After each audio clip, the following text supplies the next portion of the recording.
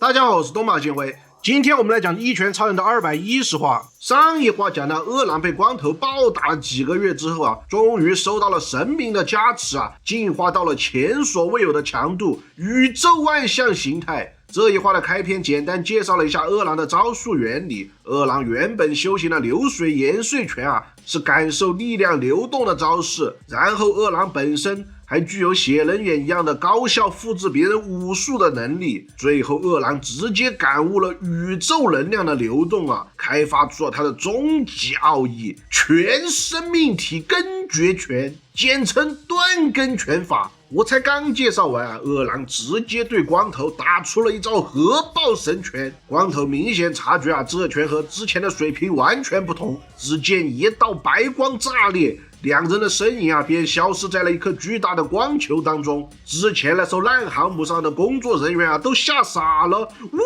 操！系统侦测到了饿狼的攻击啊是属于核打击级别的，而这样的打击，饿狼他老人家一抬手啊就干出了4-5下。在远处的赛克斯啊看到了此番人间炼狱一样的场景，都好几话没有出现这么刺激的场景了。春田你多画点这种嘛。赛克斯啊他一眼就认出了那是和流浪地一样的神明之力啊，但是比起威力的大小，饿狼还是超出流浪地太多了。这天空中已经被无数蘑菇云所覆盖啊，作者甚至还来了张动图。在世界末日一般的云端中啊，随电光一闪而过的是2个超越人类和怪人的生物在战斗的剪影。这便是科技社会人类第一次目睹神迹时的景象了。回到饿狼和光头的激斗中啊，光头那身无敌的衣服啊，好像终于是撑不住了，但他本人好像依然对饿狼的实力不是很感冒呢。而饿狼则是说自己已经看透了光头的拳法，中国武术里有可以模仿动物的象形拳，而现在饿狼海皇正在驱使的正是奇遇象形拳啊！光头爷看，我靠，这什么东西啊，这么恶心！但是下一秒让我惊掉下巴的是，饿狼他真的打出了连续普通拳啊！这可是能将那个波罗斯给打得4分5裂的连续普通拳啊！光头马上做出同样的招式啊，予以反击。双方的拳头对撞在一起啊，谁都没有退让。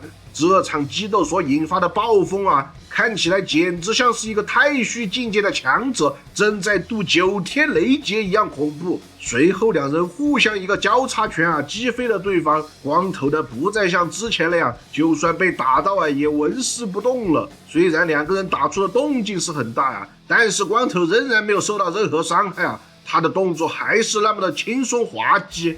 可真正让我吃惊的是啊，饿狼也结结实实挨了一拳啊，他也未曾受到一点伤害啊。难道说饿狼的防御力已经和光头是一个级别的了吗？正说着，饿狼对自己实力的提升很是满意，甚至口出狂言啊，马上老子就要超越光头了。但是光头完全是心不在焉嘛。他还在这琢磨之前和鼻涕熊约好啊，要和平教育饿狼的问题。而现在的饿狼啊，已经逐渐开始迷失掉人类的感情了。得到了神明力量的他，哪里还有心思管鼻涕熊这种臭小鬼啊？说罢，饿狼举起了一个能量球，我擦嘞，这招不是伪兽域吗？光头爷看不好，你以为这里是龙珠世界吗？这一招打出来，要是把地球都炸没了，那还搞个屁呀！他随即将饿狼的目标引向天空，而饿狼使出的这招伽马射线爆啊，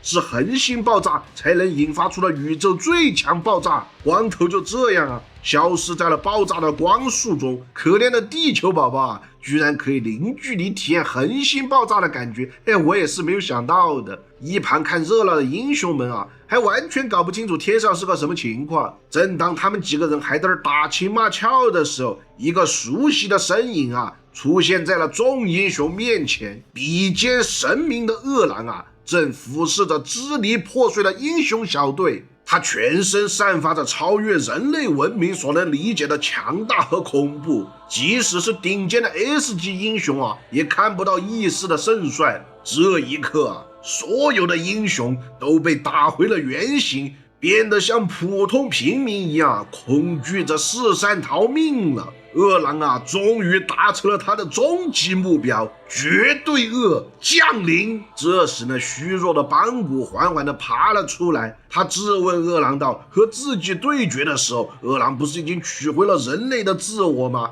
那他现在这副怪异的模样又是怎么回事？饿狼先是对神明的加持道了声谢呀，然后自白道：我呀，从来都没有失去自我呢。原来啊，神明蛊惑饿狼的时候，饿狼是断然拒绝了神明的，因为他才不相信邦古会对他伸出援手。但是下一秒，饿狼的身体就发生了巨变，因为他的手啊无意间触及到了神明，这已经让神明有了足够的司法媒介了。现在，饿狼，你就是我的代言人，可以行使我的神之力，去做你想做的事情吧。然后饿狼经历了一场近乎于死亡的痛苦挣扎，适应神力流动后的他呀，就变成了现在这副模样。随后饿狼对邦古表达了谢意啊，感谢他传授武艺才造就了今天的自己。然后他再度强调自己没有被神明所驱使，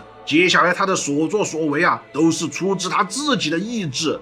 最后饿狼的脑海里啊，响起了鼻涕熊对他的赞美之声。他转头看向远方，不好意思了，小鬼，看来啊，我要失约了。说罢，饿狼全身散发神力，走向了毫无还手之力的英雄们。此刻啊，饿狼他已经死了，现在伫立在你们面前的只有神，让全世界都感受我的痛苦吧。邪恶执行。本话结束啊，有的观众可能就会问了，光头这个逼死到哪里去了？我估计他可能被黑洞吸到其他异世界去了吧，嘿嘿。